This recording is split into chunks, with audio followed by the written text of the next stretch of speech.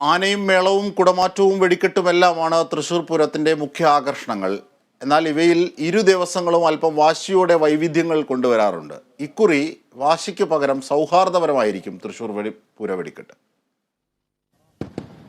വിണ്ണിലും മനസ്സിലും ഒരുപോലെ കരിമരുന്നിനാൽ തീർക്കുന്ന വർണ്ണശബ്ദ വിസ്മയം, ഇരു ദേവസ്വങ്ങളുടെയും മാസങ്ങൾ നീണ്ട കഠിനാധ്വാനം. മഴവിൽ മഴ പോലെ വെടിക്കെട്ട് പെയ്തു തോരുമ്പോൾ കാണികൾ വിധിയെഴുതും. എന്നാൽ ഇക്കുറി തൃശൂർ പൂരത്തിന്റെ വെടിക്കെട്ട് തീർത്തും സൗഹാർദ്ദമാവുകയാണ്. വെടിക്കെട്ടിന് ഇത്തവണ തിരുവമ്പാടി പാറമേക്കാവ് ചുക്കാൻ പിടിക്കുന്നത് ഒരാൾ തന്നെയാണ്. ഒരു പക്ഷേ തൃശൂർ പൂരത്തിന്റെ ചരിത്രത്തിൽ ആദ്യമായാണ് രണ്ട് വിഭാഗങ്ങളുടെ വെടിക്കെട്ട് ചുമതല ഒരാളിലേക്ക് എത്തുന്നത്.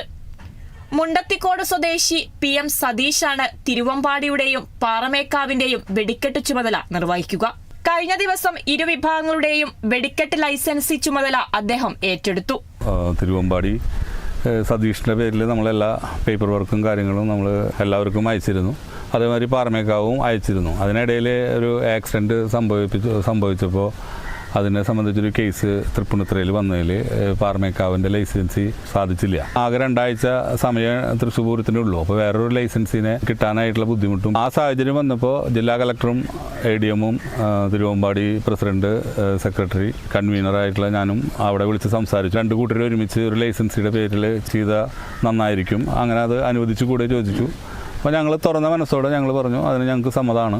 വെടിക്കെട്ടിന്റെ മത്സര സ്വഭാവത്തോടെയുള്ള വൈവിധ്യത്തിന് കുറവ് വരാത്ത രീതിയിലായിരിക്കും സംഘാടനം. കൊല്ലം മത്സരമില്ല, സൗഹൃദമായിട്ടുള്ള ഒരു വെടിക്കെട്ട് പ്രതീക്ഷിക്കുന്നു. 2 ഭാഗമായിട്ട് തിരിച്ചിട്ടുണ്ടെങ്കിൽ നമ്മൾ ചെയ്യാം. ഒരുക്കങ്ങൾ ഏകദേശം ആയിക്കൊണ്ടിരിക്കുന്നു. കഴിഞ്ഞ തവണ തിരുവമ്പാടി വിഭാഗത്തിന്റെ വെടിക്കെട്ട് ചുമതല സതീഷിനായിരുന്നു. നിറത്തിലും ശബ്ദത്തിലും വൈവിധ്യം കൊണ്ടുവരാനുള്ള പരീക്ഷണങ്ങളാണ് ഇരു ദേവസ്വങ്ങളും കാഴ്ചവെക്കാറുള്ളത്. അത് ഇക്കുറിയും ഉണ്ടാകും.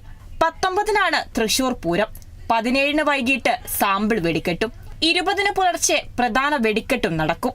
Kerala vision news, Thrissur.